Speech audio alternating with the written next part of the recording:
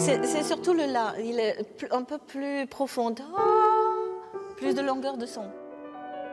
Cela ressemble à un concert avec la présence du public, mais c'est une masterclass, c'est-à-dire un cours magistral donné ici à une élève de très haut niveau, la taïwanaise Pinko Wen.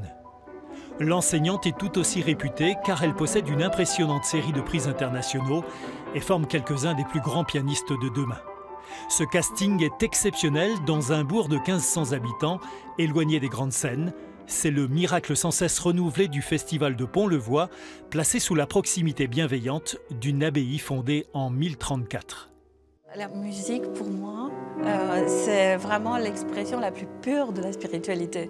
Donc, nous ne faisons que être en adéquation avec le lieu, mais avec notre type de langage et d'autres instruments. Mais le noyau, justement, spirituel est absolument le même.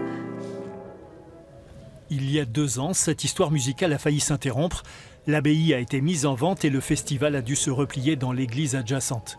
Cet épisode va trouver un épilogue heureux dans quelques mois. Nous savons qu'un propriétaire, une société civile immobilière, pourrait à l'automne signer le compromis de vente et pouvoir permettre à des activités de reprendre dans l'abbaye. L'essentiel, c'est que la commune va retrouver une vie qui correspond à ce qu'elle a pu vivre ces 1000 dernières années et que c'est ça l'importance.